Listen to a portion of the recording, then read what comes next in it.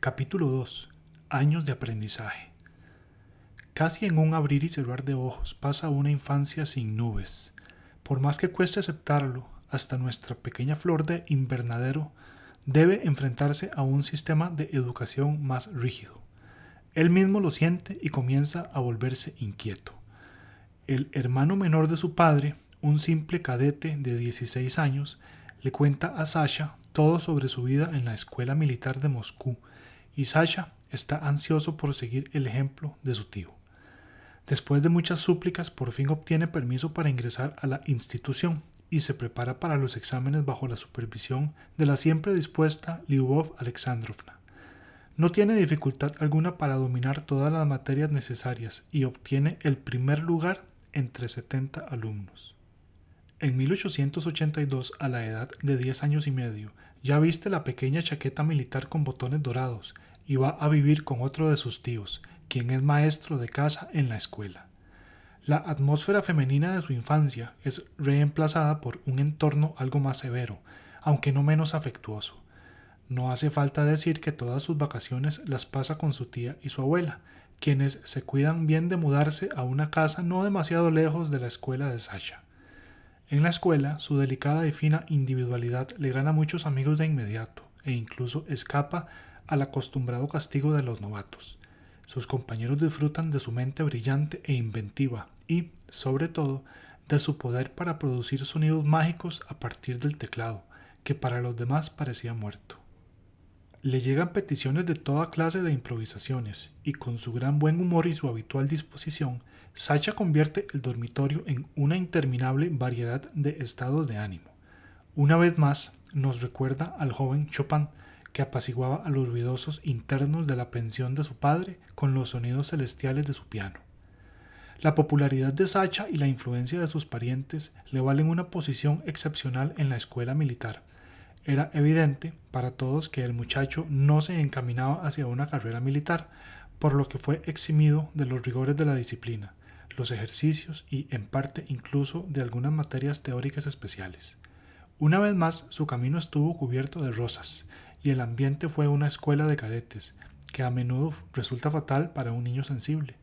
Puede decirse que no tuvo efectos dañinos en el desarrollo de Sasha. Puede que hubiera otra razón para el trato preferencial que le daban las autoridades escolares. Su salud no era de las más fuertes.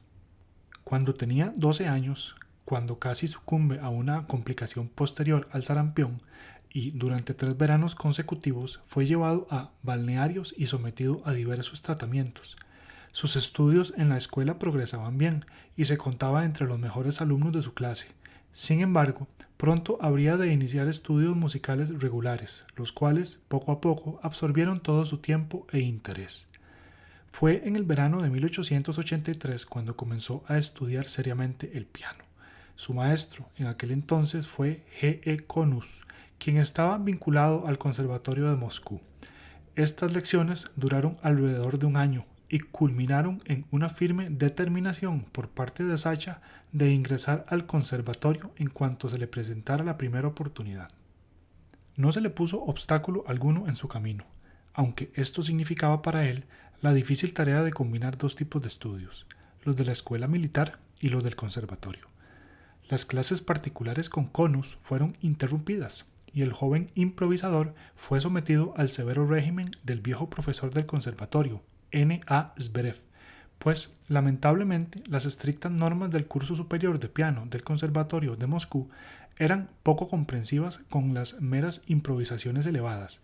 Zverev estaba especialmente capacitado para la tarea de hacer que nuestro joven héroe pusiera los pies en la tierra y recobrara la sensatez, ya que éste empezaba a adquirir rápidamente todas las características de un ídolo mimado.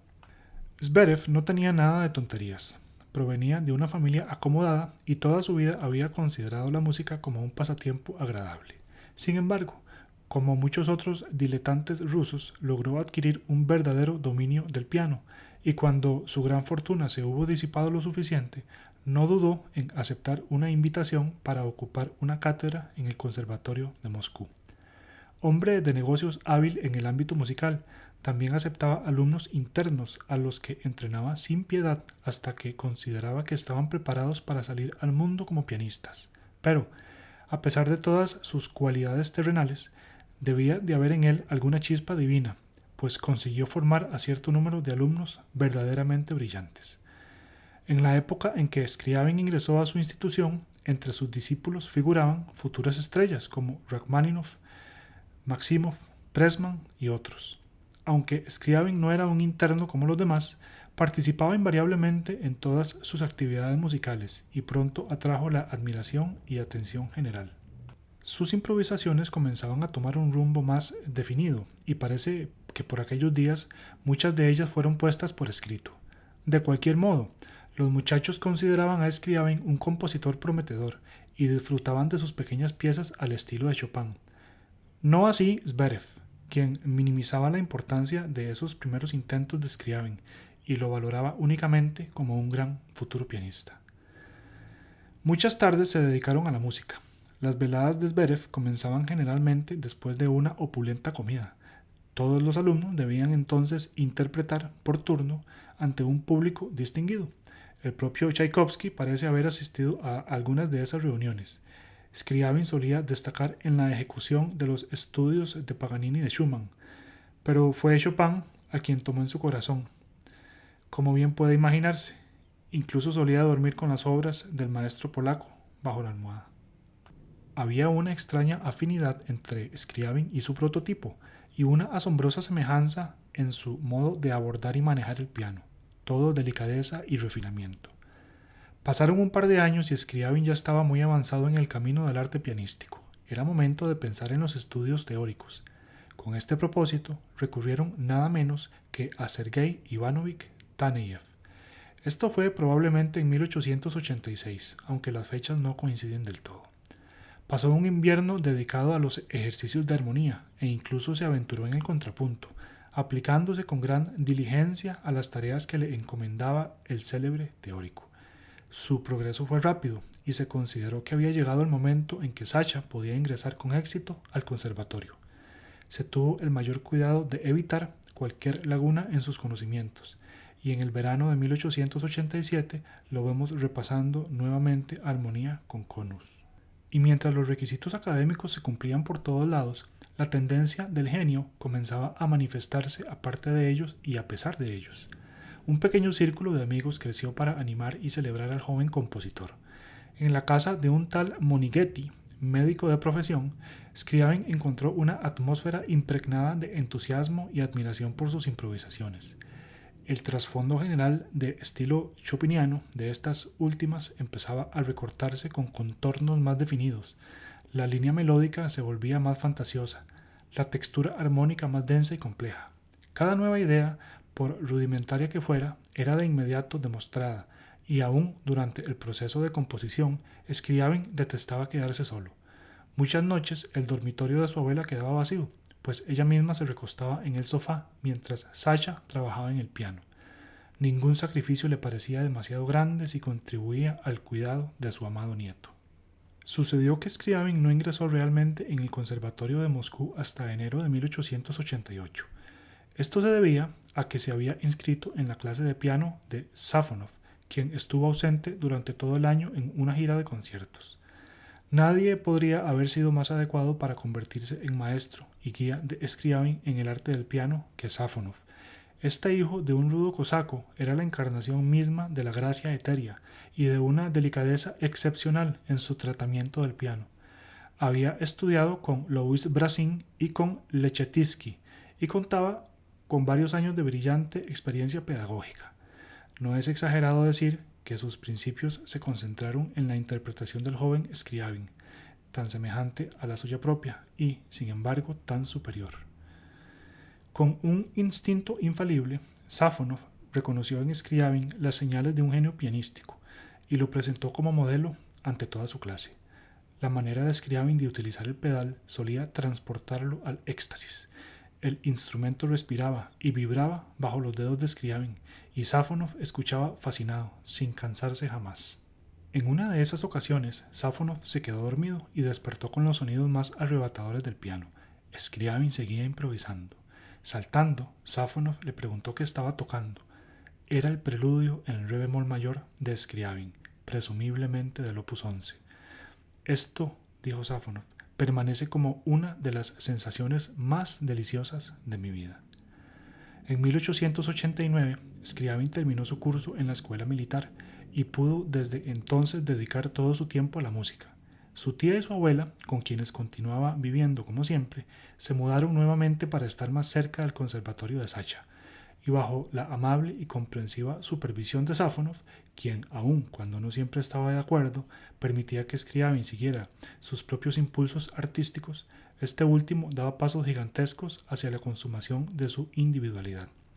Solía presentarse en los conciertos del conservatorio interpretando los papillons de Schumann, las mazurcas de Chopin y las fugas de Bach. Deseando ser el primero no solo en la interpretación, sino también en la pura técnica, Scriabin se lanzó a abordar piezas de dificultad colosal como Isla May de Balakirev y Don Juan de Liszt. Fue entonces cuando, al estilo de Schumann, casi arruina por completo su carrera pianística. Su mano derecha quedó paralizada y los médicos le aconsejaron abandonar el piano. Pero con perseverancia estoica, Scriabin practicó con la mano paralizada hasta devolverle casi toda su perfección. Practicar con los dedos de la mano derecha sobre cualquier objeto que tuviera a su alcance se convirtió en un gesto característico que lo acompañó durante el resto de su vida. Sin embargo, cierta rigidez en la mano derecha al ejecutar pasajes de octavas rápidas y fortísimos nunca desapareció por completo y fue fuente de muchas dificultades durante sus giras de conciertos, incluso hasta los últimos años de su vida. Sus estudios bajo la dirección de Sáfonov tomaron un rumbo prometedor, y en la primavera de 1891 Scriabin recibió el diploma de pianista con la medalla de oro por interpretación, un honor que había sido otorgado a su madre 20 años antes. Y he aquí que Rubinstein también asistió al concierto de despedida de los alumnos.